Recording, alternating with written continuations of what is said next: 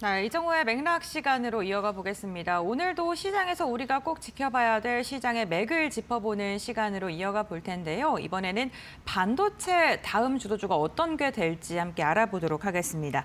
해운솔루션의 이정호 대표 오늘 함께합니다. 안녕하세요. 안녕하세요. 네, 반갑습니다. 반도체에서 빠져나오는 수급이 자동차 그리고 로봇으로 이동하는 모습이 나오고 있습니다. 순환매가 굉장히 빨리 좀 돌고 있는 시장인데 CS2016에서 현대차가 휴머노이드 로봇을 발표했는데 지금 세간의 평가가 굉장히 좋은 것으로 지금 알려지고 있고요. 지금 로봇 기술을 좀 평가한다면 어떻게 바라보고 계실까요? 이번에 어떻게 보면 아틀라스가 나오고 나서 현대차의 네. 주가나 이런 부분이 상승 탄력을 보여줬던 모습세가 어떻게 보면 시장의 기대치를 어느 정도 충족을 했다라고 생각이 들고 있어요. 아틀라스 같은 경우는 어떻게 본다면 지금 상용화나 이런 부분에 대해서 모델이 나왔던 부분이 있는데 제일 큰 거였다라고 본다면 저는 현대차에서 이번에 단순 쇼케이스를 넘어서 산업적 상용화 로드맵을 이제 공개를 했다라고 하는 부분이 제일 크다라고 볼 수가 있어요.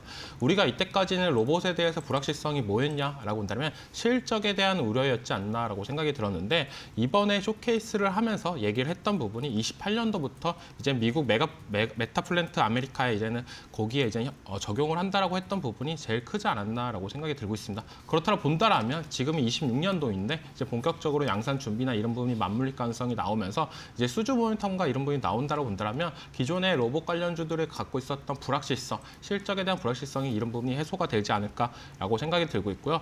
지금 나왔던 단계나 이런 부분을 봤을 때는 이제 부품 시퀀싱 작업에 투입이 예정이라고 하는데 이게 단순한 작업입니다. 물류의 이동이나 이런 부분의 작용이고 30년까지는 이제 조립과 이제 중량물 처리 등 좀 확대되는 모습도 나오고 있다라고 볼 수가 있습니다. 제일 중요한 건 왜 아틀라스가 다른 테슬라의 옵티머스나 중국의 유니티리 대비 더 좋은 모세가 나왔냐라고 본다면 관절의 유연성이나 이런 부분이 정말 뛰어났다라고 해요. 우리가 기존의 로봇을 다룰 때 어떻게 본다면 약간의 로봇 특유의 움직임이 있다라고 볼 수 있었는데 이번에 아틀라스 같은 경우에는 움직임이 워낙 부드러웠다라고 볼 수가 있고요. 중국의 유니티리 같은 경우에 높이가 거의 1.3m가 조금 안 되는 모세가 있습니다.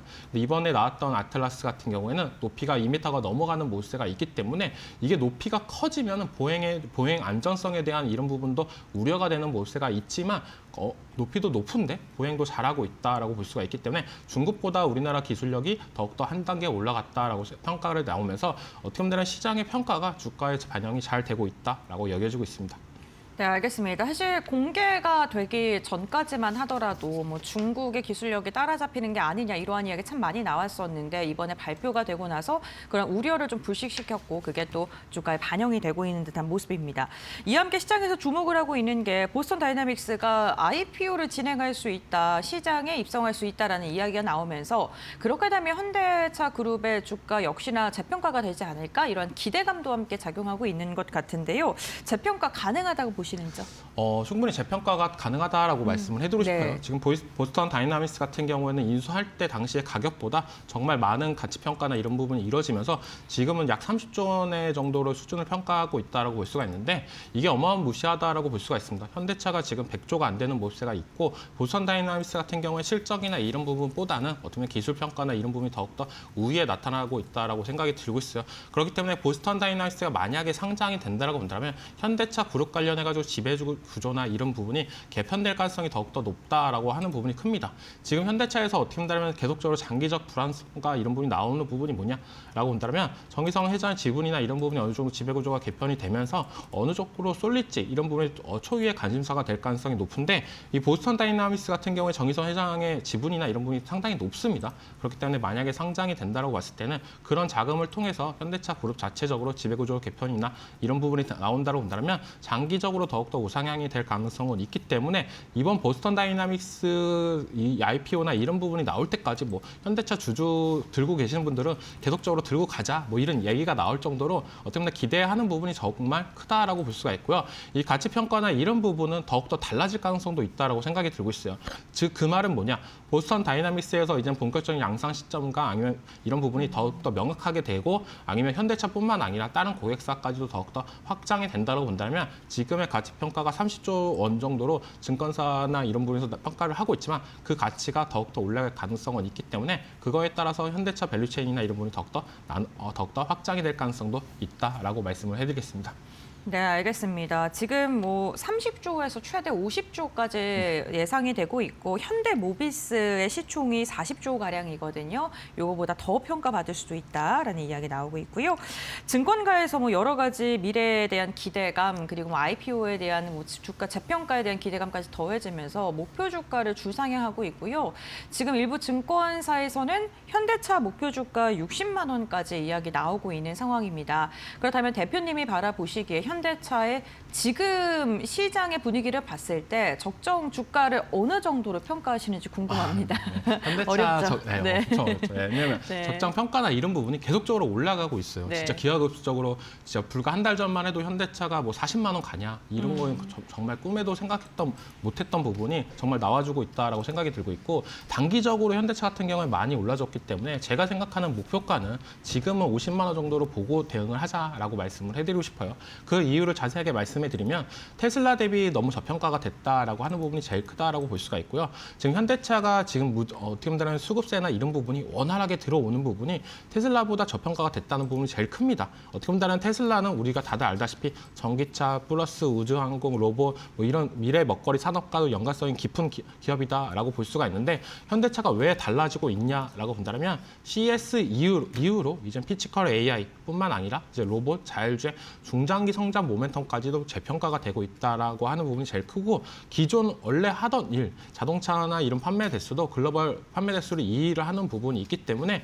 어떻게 본다면 지가 본업도 잘하고 중장기 성장 모멘텀도 충분히 갖고 있다라고 생각하는 부분이 크다라고 저는 여겨지고 있고요. 제일 중요한 거는 자율주행에서 약간 키포인트를 볼 수가 있다라고 생각이 들고 있습니다. 기존에 현대차가 갖고 있었던 부분이 뭐냐라고 본다면 자율주행 관련해가지고는 왜 이렇게 테슬라보다 이렇게 느리지? 테슬라는 뭐 FSD나 이런 분이 들어온다고 하는데 우리나라는 왜 자꾸 느리냐? 이런 부분이 되게 컸다라고 볼 수가 있어요. 근데 지금 뭐 현대차 같은 경우도 이제 로보택시 상용화나 이런 부분을 발표를 하면서 그것 또한 어떻게 본다면 시장에 대한 기대감과 충족을 어느 정도 만족을 했다라고 볼 수가 있고 로봇 같은 경우도 앞서 말했다시피 아틀라스가 어떻게 본다면 글로벌 기업들과 견주어도 성능 면이나 이런 부분에서 뒤처지지 않는다라고 하는 부분. 그리고 제일 중요한 건 현대차 자체적으로 사용할 수 있는 풀이 워낙 크기 때문에 다른 기업들 보다 어떻게 보면 로봇이나 이런 부분이 상용화가 먼저 될 가능성이 높은 점이 꼽는다라고 볼 수가 있고 그거에 따라서 목표가 50만 원이면 정말 낮다라고 생각이 들고 있어요. 지금이 이제 40만 원을 넘긴 시점이기 때문에 그 대신 50만 원은 단기적으로 봐야 되고 그 가격대를 돌파해 준다라고 본다면 충분히 증권사에서 제시하는 60만 원, 70만 원까지도 올라갈 가능성은 있다라고 말씀을 해드리겠습니다. 네, 알겠습니다. 6, 70까지도 뭐 볼만하다라고 이야기해 주시면서 지금 기준에서는 50만 원까지는 지켜볼 수 있다라고 이야기해 주셨습니다. 현대차뿐만 아니라 그룹주들이 이 밸류체인에 속해서 잘 가는 기업들이 참 많습니다. 신고가 돌파한 기업도 있고 오늘 같은 경우에는 기아가 좀 선방을 해주는 모습인데요. 그렇다면 대표님께서 그 그룹사들 가운데 좀 눈여겨보고 계시는 종목이 있다면 어떤 게 있을까요? 현대오토웨버를 제일 눈여겨보고 있다고 네. 말씀을 해드리고 싶어요. 이 종목 같은 경우는 다들 알다시피 어떻게 보면 현대차 밸류체인 관련된 종목 중에서 상승률적이나 이런 부분이 제일 많이 올라간다라고 보실 수가 있고요. 물론 이 종목이 좋은데 지금 들어가라고 하는 게 아니라 왜 이렇게 많이 올랐는지 한 번을 짚고 넘어가야 된다라고 말씀을 해드리고 싶습니다. 이 회사가 하는 일이 뭐냐면 로봇 제어 스마트 팩토리에 소프트웨어 연계하는 업체다라고 보시면 돼요. 그 자율주행이나 로봇이나 스마트 팩토리나 어떤 현대차가 지금 하고 있는 중장기 산업 모멘텀에 충분히 소프트웨어 쪽이나 이런 부분은 연계될 가능성이 높다라고 생각이 들고 있고 그리고 작년에 나왔던 얘기가 뭐였냐면 보스턴 다이나믹스의 로봇의 유통과 AS를 담당할 가능성이 높다라고 합니다. 그 이유가 되게 중요한 키포인트가 될 가능성이 높다라고 생각이 들고 있어요. 우리가 어떻게 보면 로봇이라는 부분을 이제는 어떻게 보면 생산을 하려고 한다면 많은 공장 부지나 R&D 비용이나 이런 부분이 많이 들어가는 부분이 있지만 유통과 AS 같은 경우에 초기 자본 비용이 그렇게 생각보다 많이 들어가는 부분이 없다라고 보실 수가 있기 때문에 어떻게 보면 실질적인 수요나 이런 부분에 있어서는 더욱더 원활하게 나올 가능성이 높다라고 생각이 들고 있고 이 종목 같은 경우는 시총이나 이런 부분이 생각보다 많이 올라갔는데 올라갈 때는 또 가볍게 올라가는 모세가 나오고 있어요. 그 이유가 약간의 품절주 형상을 띠고 있다라고 볼 수가 있고 대주주 지분율이 거의 75% 이상입니다. 뭐 현대차, 기아차, 정의선 회장님 그리고 현대모비스까지도 지분율이 어떻게 보면 갖고 있는 부분이 75% 정도가 되고 있고 국민연금까지도 다수를 보유하고 있기 때문에 시총에 비해서 가벼운 흐름세나 이런 부분이 잘 나타나고 있다라고 생각이 들고 있어요. 그렇기 때문에 현대오토웨버 같은 경우에 어느 정도 조정 시에 매수 관점으로 접근을 했으면 좋겠다. 지금은 단기적으로 많이 올라갔기 때문에 가격적인 부담감은 있다라고 말씀을 해드리겠습니다. 알겠습니다. 조성시의 접근이 유효하다라고 이야기를 해주셨는데 간단하게 질문 더 드리자면 대형주 좋아하시는 분들은 현대차 많이 가는데 기아가 상대적으로 소외를 받았었잖아요. 그래서 기아 지금 조금 시동 걸고 있는 것 같은데 접근해봐도 좋지 않을까라고 생각하고 계시는 분도 있으실 것 같은데 어떻게 보세요, 기아는? 괜찮다라고는 말씀을 해드리고 싶어요. 네. 가격적인 측면만 봤을 때는요. 근데 진짜 많이 바뀌었던 게 뭐냐면 네. 과거에 뭐 자동차 판매량이나 이런 부분이 나왔을 때 현대차가 못 가고 기아차가 거의 더 잘 갔던 맞아요. 모세가 있습니다. 현대차가 뭐 1% 갔으면 기아차는 2% 가던 모세가 나왔지만 이제는 상황이 역전되는 모세가 나와주고 있어요. 어떻게 본다면 현대차에서 집중적으로 로봇이나 이런 부분이 집중적으로 나타나는 밸류체인이 나타나고 있고 기아차 같은 경우에 그런 모세보다는 어떻게 본다면 현대차가 그런 부분을 완성을 한다라고 본다면 우리는 당연히 수혜를 볼 거야라는 기대감이 있다라고 볼 수가 있고 그런 부분을 봤을 때는 저는 기아차가 가격적인 측면이나 이런 부분이 충분히 매력적이지만 그래도 이왕 들고 가실 때는 현대차를 들고 가시는 게 더욱더 안전하지 않나라고 말씀을 해드리고 싶어요. 네, 알겠습니다. 대표님께서 말씀해 주실 때 자율주행과 관련된 언급도 좀 해주셨는데요. 최근에 자율주행 라스베가스에서 좀 시범 운행하는 모습도 나왔고요. 그게 테슬라랑 조금 다르더라고요. 네, 맞아요. 네, 하이브리드 형태로 자율주행을 좀 개발하고 있다라는 이야기가 좀 전해지고 있는데 어떠한 차이점이 있는 걸까요? 어떻게 보면 자율주행 관련해가지고 진짜 우려가 되게 많았어요. 네, 정말 맞아요. 뭐 테슬라는 계속적으로 앞서 나가고 있는데 현대차는 뭐 하고 있는지 이런 부분이 있었는데 전 규제가 많아서, 늦게 시작한 게 어떻게 보면 더 잘하지 않았나라고 네. 생각이 들고 있습니다.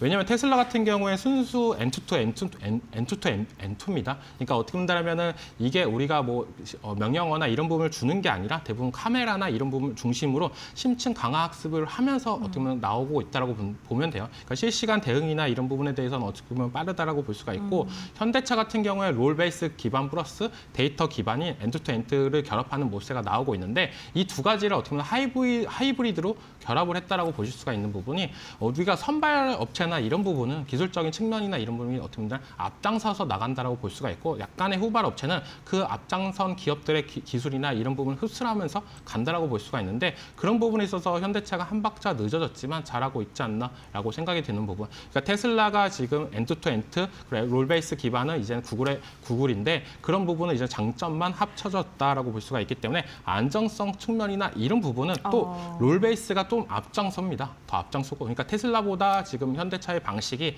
안정성 측면이나 이런 부분은 더욱더 뛰어나다라고 볼 수가 있는 부분이 있고요. 그런 부분에 있어서 자율주행하면은 상용화 되면은 안정성 측면이나 이런 부분이 더욱더 나올 이슈가 더 많은데 그런 부분에서는 어느 정도 해소가 될 가능성이 있지 않나라고 생각이 들고 있고 테슬라 같은 경우에는 비용 구조나 이런 부분이 좀 낮은 부분이 있어요. 왜냐하면 명령어나 이런 부분을 계속적으로 저장하거나 이런 부분이 없기 때문에 그런 부분이 있지 않나라고 생각하지만 제일 중요한 건 자율주행 관련해가지고 안정성이 제일 크지 않나라고 생각하는 부분. 그리고 추후에 이제 안정에 대한 비용이나 이런 부분이 조금 더 앞장설 가능성은 있다라고 말씀을 해드리겠습니다.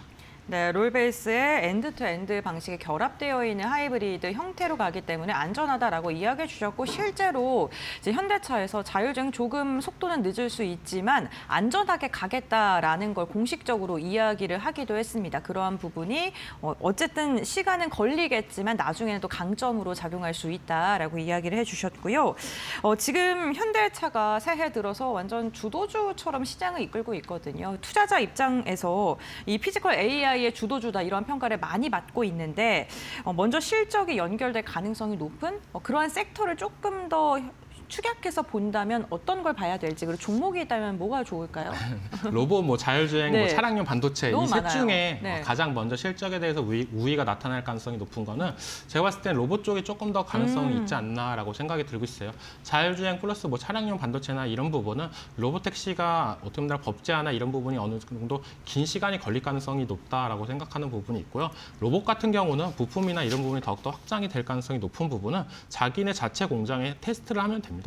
그렇기 때문에 어떻게 보면 법 규제나 이런 부분을 피해갈 수 있는 부분이 크다라고 생각을 들고 있기 때문에 로보택시나 자율주행 이런 섹터들보다는 로봇 부품 쪽이 조금 더 앞장이 설 가능성이 저는 높다라고 생각이 들고 있고요. 그렇지만 우리가 시장을 바라볼 때는 로봇도 하고 자율주행도 하고 있는 기업들을 집중적으로 보시면 좋다라고 말씀을 해드리고 싶어요. 그중에서 대표적인 기업이 HL 만도라는 기업인데요. 네. 이 회사는 다들 알다시피 현대차 자동차 부품 밸류체인에 끼인 기업입니다. 뭐 자율주행 관련해가지고 부품이나 이런 부분까지도 기존에 해왔던 부분이 있었지만 작년부터 이제 로봇의 액추레이터 산업이나 이런 부분까지도 확장한다라고 얘기가 나오면서 어떻게 본다면 시장의 기대감과 이런 부분이 맞물렸다라고 볼 수가 있어요. 현대차가 조금 더 로봇에 또 앞장이 쓸 가능성이 높다라고 하는 부분이 기존 현대차 관련된 자동차 부품 회사들이 이제는 모빌리티뿐만 아니라 로봇 부품까지도 확대하는 모습가 점차 나오고 있기 때문에 그렇다고 본다라면 다른 회사들보다 R&D 비용이나 어떻게 보면 경쟁력 비용이나 이런 부분이 더욱더